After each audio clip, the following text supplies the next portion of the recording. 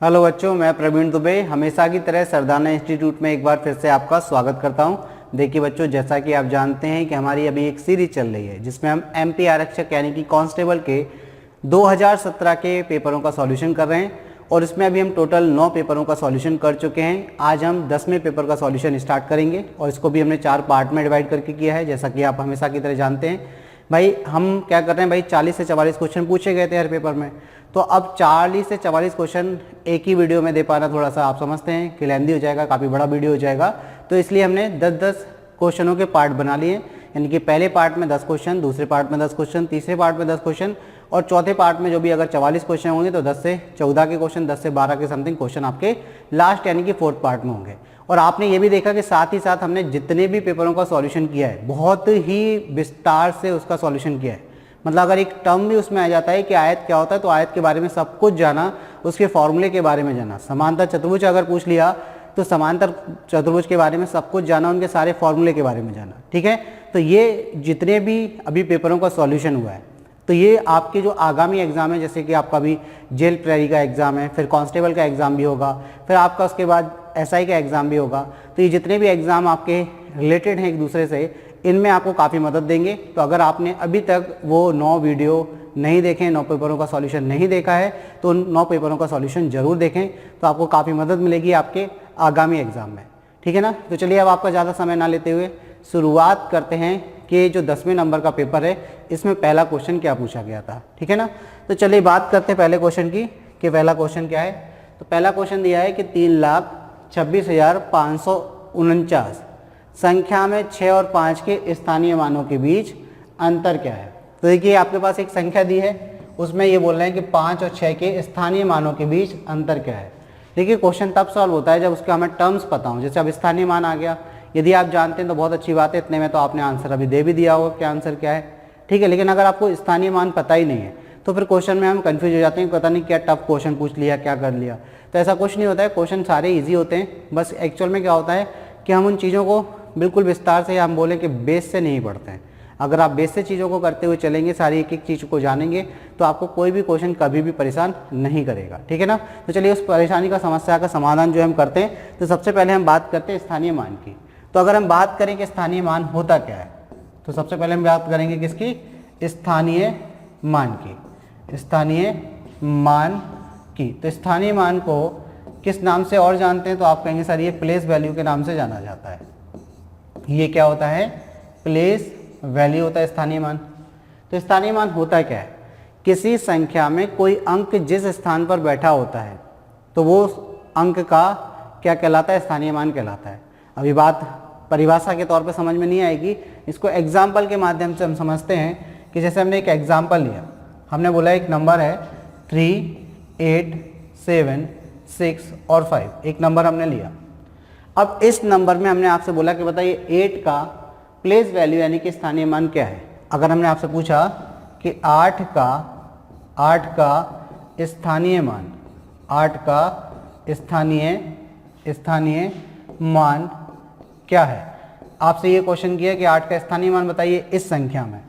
आपको संख्या दी है कितनी, 38,765। इस संख्या में आपसे पूछा कि 8 का स्थानीय मान क्या है।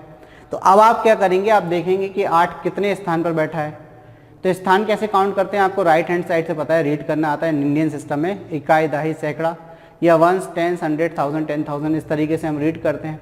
तो अगर हम बात करें यहाँ पर कि 5 इकाई हो जाएगा, ये दहाई, ये सैकड़ा और ये हज़ार, यानी कि 8 जो है वो 1000 के स्थान पर बैठा है। तो इसको किससे मल्टीप्लाई कर देंगे, 1000 से। तो 8 का स्थानीय मान क्या निकल कर आएगा, तो आप कहेंगे सर 8000। तो जो आपको नंबर दिया था 38,765, उसमें 8 का स्थानीय मान कितना निकल कर आया, 8000। ठीक है, तो अब देखिए इसको डायरेक्ट कैसे करेंगे, डायरेक्ट तरीका भी हमें पता होना चाहिए। तो आपको क्या देखा भाई कि 8 के बाद 3 जीरो आ गए, तो अब आप थोड़ा सा देखिए कि 8 के बाद कितने डिजिट थे यहाँ पर, 1, 2 और 3। मतलब किसी भी संख्या में आपको किसी अंक का स्थानीय मान यदि निकालना है तो आप ये देख लीजिए कि उसके बाद कितने अंक हैं। ठीक है, कितने अंक हैं, तो हमने देखा 8 के बाद कितने अंक हैं यहाँ पर, 3, तो 3 जीरो लगा दीजिए, बस यही आपका स्थानीय मान आ जाएगा।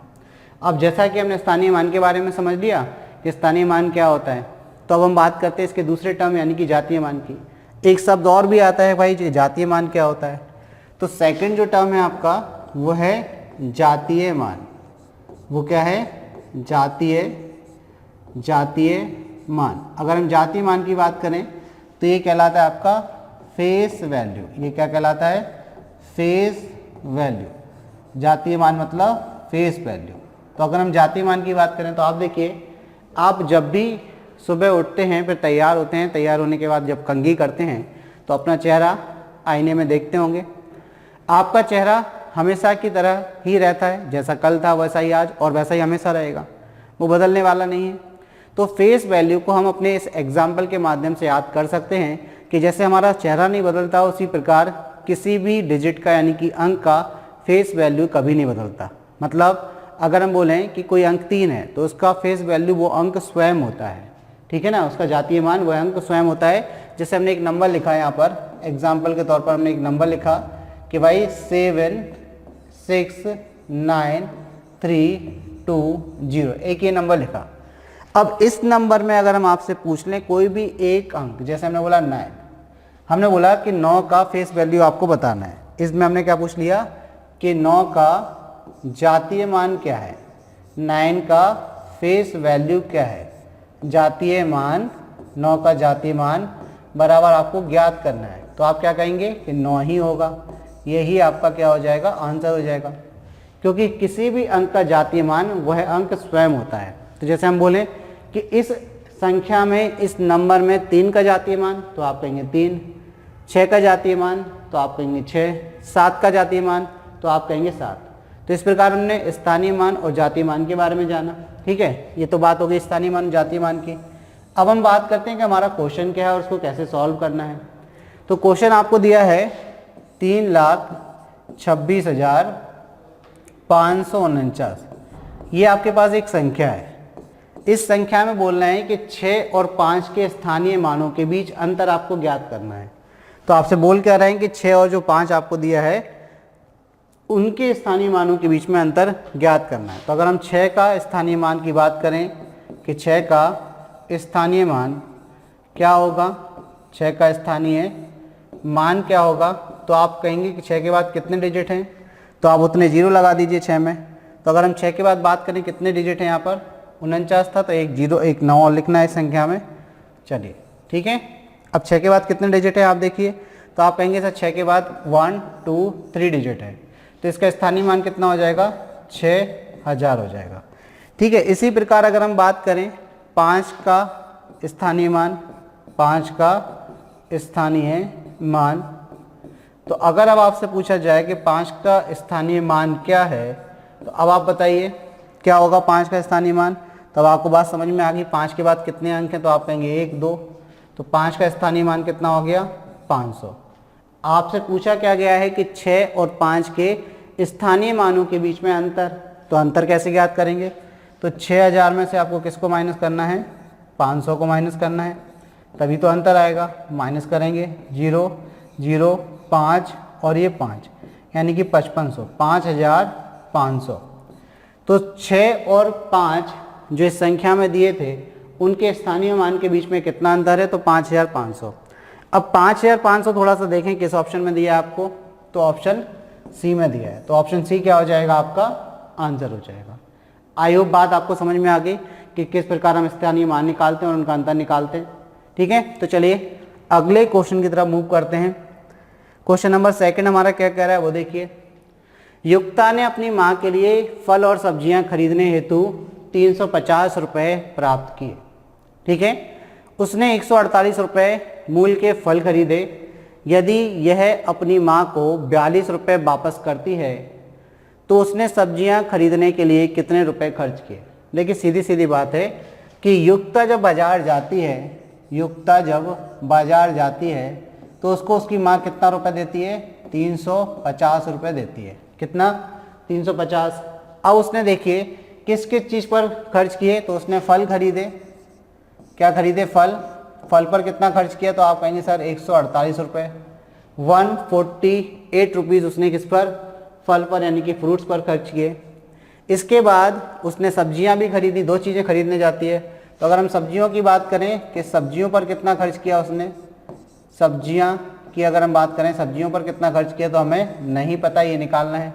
उसने वापस कितने रुपए लौटाए, अगर हम बात करें कि उसने वापस कितने रुपए लौटाए, तो आप कहेंगे सर 42 रुपीज़ लौटाए। यानी कि हम ये कह सकते हैं कि सब्जियों का पैसा प्लस फल का पैसा प्लस जो वापस लौटाए, इन सबका योग 350 के बराबर होना चाहिए। तो हम इसको ऐसे भी तो कह सकते हैं कि फल का और जो वापस लौटा है पैसा, उनका सम यानी कि योग करके आप कुल पैसे में से माइनस कर दीजिए 350 में से, तो क्या आ जाएगा कि युक्ता ने सब्जियां कितने रुपए की खरीदी, ये निकल कर आ जाएगा। और यही पूछा गया है कि उसने सब्जियां खरीदने के लिए कितने रुपए खर्च किए। तब हम क्या करेंगे, हम फल पर उसने कितना खर्च किया प्लस वापस कितना लौटाया, इसकी बात कर लेते हैं। तो टोटल कितना हुआ भाई, 148 प्लस 42, तो अगर आप ऐड करते हैं तो 190, यानी कि 190 रुपये में उसने फल खरीदे और प्लस वापस भी लौटाए। तो अब सब्जियों पर कितना खर्च किया होगा, तो सब्जी के लिए यहाँ पर निकल कर आ जाएगा आपका, सब्जियों पर कितना खर्च किया सब्जी पर, तो 350 में से किसको माइनस कर दीजिए, 190 को। तो 0 15 में से 9 जाएगा तो 6, 2 जाएगा तो 1, यानी कि 160 रुपये उसने सब्जियों पर खर्च किए। किस ऑप्शन में दिया है भाई आपको 160 अगर पूछा जाए तो आप कहेंगे सर ऑप्शन डी में। तो सिंपल क्वेश्चन है, तो सिंपल तरीके से आपको कर लेना है, 2 नंबरों को जोड़ के तीसरे नंबर से माइनस कर देना, आपका आंसर आ जाएगा। ठीक है, चलिए तो आगे बढ़ जाते हैं तीसरे क्वेश्चन की तरफ। तो देख लेते भाई तीसरा क्वेश्चन क्या था। तो तीसरे क्वेश्चन की अगर बात करें तो 2 वर्ष पहले एक गांव में 16,000 लोग थे। कब, 2 साल पहले। आने वाले वर्ष में जनसंख्या में 10% की वृद्धि हुई, मतलब जो अगला वर्ष आएगा उसमें 10% की वृद्धि होगी। लेकिन अगले वर्ष कुछ लोगों के गांव छोड़कर चले जाने से जनसंख्या में यदि 18% की कमी हुई हो तो वहाँ की वर्तमान जनसंख्या निम्न है। तो आपको याद होगा हमने आपको बताया था कि अगर बढ़ रही है तो मतलब हर एक चीज़ अपने आप में 100% है, तो आप उसका 110% निकालेंगे। क्या निकालेंगे, 110% निकालेंगे। और अगर घट रही है 10% तो आप उसका 90% निकालेंगे, क्योंकि हर चीज़ दुनिया में अपने आप में क्या है, 100% है। अब यहाँ बात ये हो रही है कि पहले साल 10% बढ़ती है, तो सबसे पहले हम बात करते हैं कि 2 साल पहले आपको कितनी दी थी जनसंख्या, 16,000 दी थी। ये 1 साल में कितना बढ़ती है, तो आप कहेंगे सर 10% बढ़ती है। तो यहाँ बढ़कर कुछ जनसंख्या आएगी और फिर यहाँ के बाद क्या होती है, जनसंख्या 18% कम हो जाती है। मतलब यहाँ पर माइनस हो रही है और यहाँ पर जनसंख्या 10% प्लस हो रही है, ऐसे हम कह सकते हैं। ठीक है ना। तो अब कैसे बढ़ाना है डायरेक्ट, तो देखिए आप परसेंट में सॉल्व करेंगे तो 110 लिखना पड़ेगा, कैलकुलेशन में आपको समय जाएगा। तो आप जानते हैं, इसको आप रफली रूप में समझ लें कि 10% आप जानते हैं क्या होता है भाई, तो आप कहेंगे सर 1/10 होता है। यानी कि 10 जनसंख्या थी, 1 बढ़ गई, क्योंकि बढ़ने की बात कर रहे हैं, तो 11/10 यानी कि 11/10 के अनुपात में पहले साल बढ़ेगी। ठीक है। फिर 18% कम हो रही, 18% क्या हो रही, कम। 18 को आप लिखेंगे 9/50, 18 को क्या लिखेंगे, 9/50। परसेंट का साइन हटाएंगे, अपॉन में 100 जाता है। ठीक है, 2 से कटेगा 9 बार, 2 से 50 बार, तो ये कम हो रही है, तो ये माइनस हो जाएगा। यानी कि 50 थी, 9 कम हो गई, तो यानी कि 41 कितनी हो गई, 50। तो सेकंड ईयर में वो 41/50 के अनुपात में घटेगी। पहले वो 11/10 के अनुपात में बढ़ेगी और फिर वो 41/50 के अनुपात में घटेगी। तो अब आपको क्या करना है, आपको ये बात तो समझ में आ गई कि पहले साल बात कितनी हो जाएगी, 2 साल पहले की थी और फिर ये दूसरे साल यानी कि ये वर्तमान में आ जाएंगे। तो यहाँ पर वर्तमान में जनसंख्या आपसे पूछी गई कि कितनी है, तो आपको केवल इतना सा काम करना है कि 16,000 की जनसंख्या थी 2 साल पहले, 1 साल में ये 11/10 के अनुपात में बढ़ेगी और दूसरे साल में 41/50 के अनुपात में घटेगी। ठीक है। अब देखिए आप 1 0 से 1 0 कैंसिल कर दीजिए, 50 से 2 बार काट दीजिए 0, 50 दूनी 100। ठीक है। तो 16 दूनी कितना हो गया, 32, ये हो गया 32 इंटू ये आपका हो गया 11 इंटू 41। इनका आप मल्टीप्लाई कर लेंगे, आपका आंसर आ जाएगा। अब यदि आप मल्टीप्लाई से बचना चाहते हैं तो थोड़ा सा ऑप्शन देख लीजिए, 1 एकम 1 दूनी 2, इकाई का अंक सभी में 2 है तो हम नहीं कह सकते। उसके अलावा दहाई का सैकड़े का अंक तक भी सेम है 2 अंक ऑप्शन में। ठीक है। तो अब आप मल्टीप्लाई कर दीजिए। मल्टीप्लाई 11 का कैसे करते हैं, तो देखिए 11 का मल्टीप्लाई करना बहुत ईजी है। पहली संख्या लीजिए, उसमें जोड़ दीजिए, नहीं तो आप 11 से मल्टीप्लाई कर दीजिएगा डायरेक्ट। 11 दूनी 22 की 2, हासिल में 2, 11 3 33 और 2, तो आप कहेंगे सर 35, ये 352 हो गया। इसको मल्टीप्लाई करना है किससे, 41 से।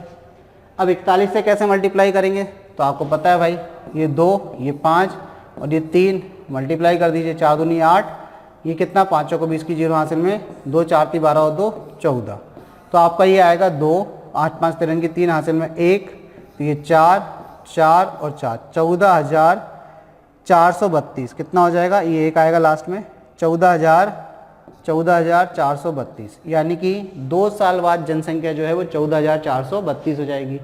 किस ऑप्शन में दिया आपको 14,432, तो आप कहेंगे सर 14,432 ऑप्शन डी में दिया है, तो ऑप्शन डी क्या हो जाएगा, आपका आंसर हो जाएगा। अब आपको बात क्या समझनी है कि वर्तमान पूछ रहे हैं तो आप कह रहे हैं सर 2 साल बाद, 2 साल बाद इसलिए कह रहे हैं क्योंकि आपके पास जो जनसंख्या थी 2 साल पहले की थी, 2 साल पहले से वो 1 साल बाद आई होगी, फिर 1 साल बाद आके यानी कि वर्तमान में आ गई। तो अगर हम बात करें कि वर्तमान में जनसंख्या कितनी है तो 14,432 है, और यही आपका आंसर भी है, यही क्या हो गया आपका आंसर है। क्लियर होगी बात, चलिए तो आगे बढ़ जाएं।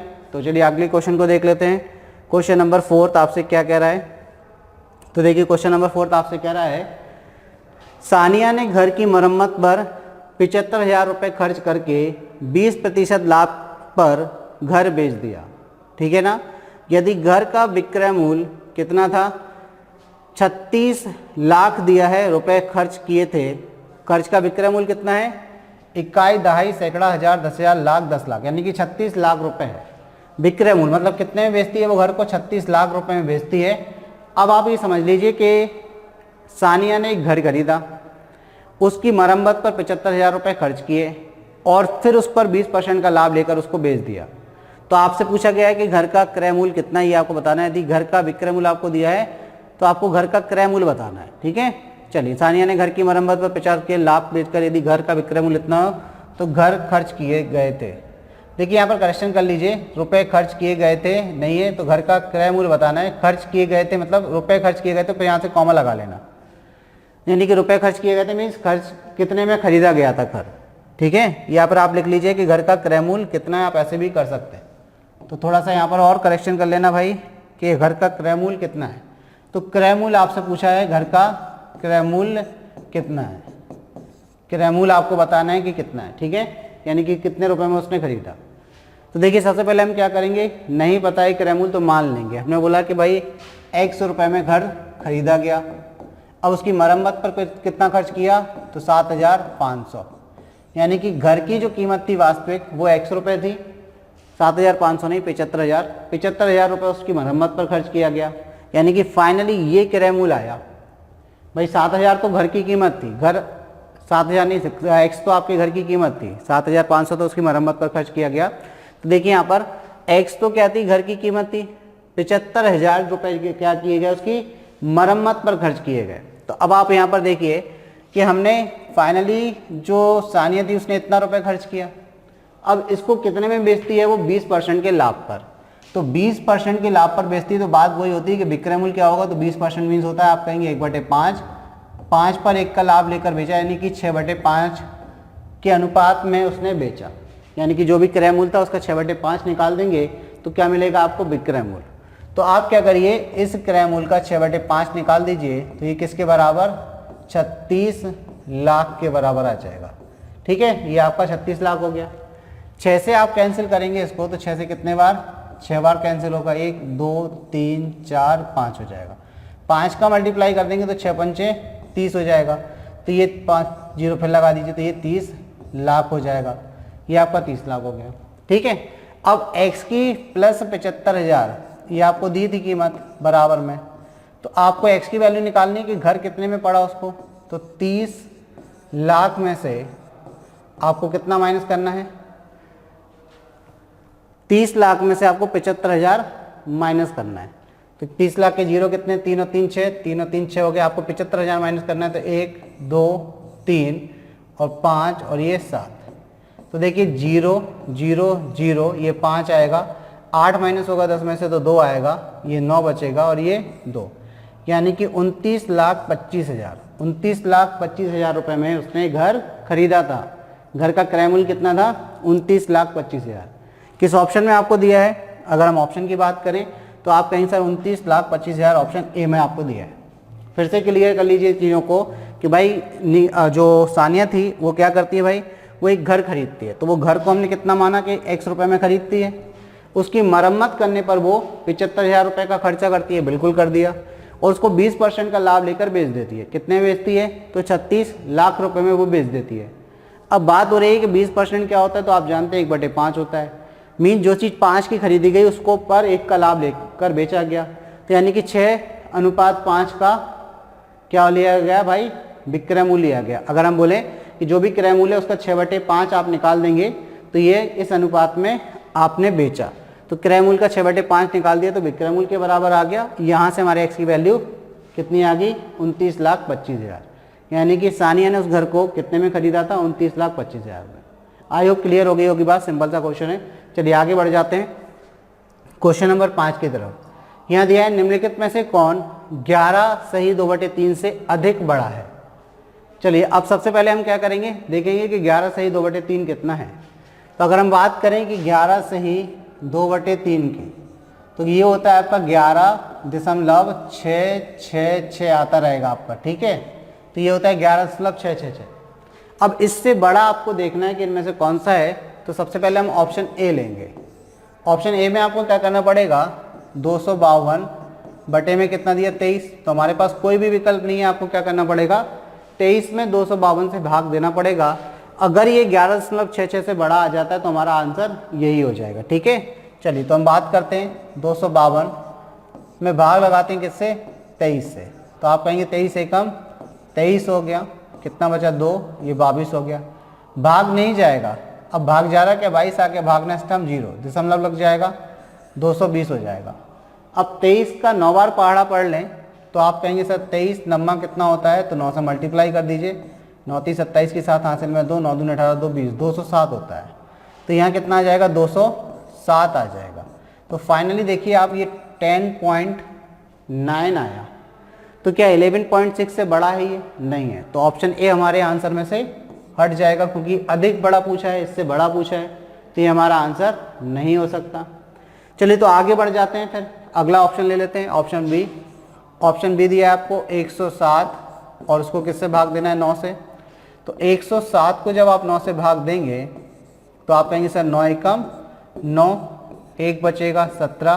तो आप कहेंगे सर 9 एकम 9, फिर से कितना हो जाएगा? 9 दूनी तो 18 होता है, तो 9 एकम फिर से क्या कर दीजिए? 9। तो फिर से कितना बचेगा? तो आप कहेंगे सर 9 बचा, इधर कितना बचा? 8। अब दशमलव लग जाएगा 80, तो 9 8 72, 9 8 72, फिर बचेगा कितना? 8, तो 9 8 फिर से जाएगा 72, तो 11.88 आ रहा है। 11.88 आ रहा है। देखिए पहला ऑप्शन आपका 10.9 था, ये छोटा था। आपसे पूछा गया कि 11.66 से बड़ा कौन सा है, तो 11.88 आ रहा है ये, तो यही आपका आंसर हो जाएगा। यही आपका क्या हो जाएगा? आंसर। तो ऑप्शन बी क्या हो गया? आपका आंसर हो गया। चलिए ऑप्शन सी और डी भी हम एक बार चेक कर लें। ऑप्शन सी की अगर बात करें तो यहाँ दिया है 69 डिवाइड बाई 6।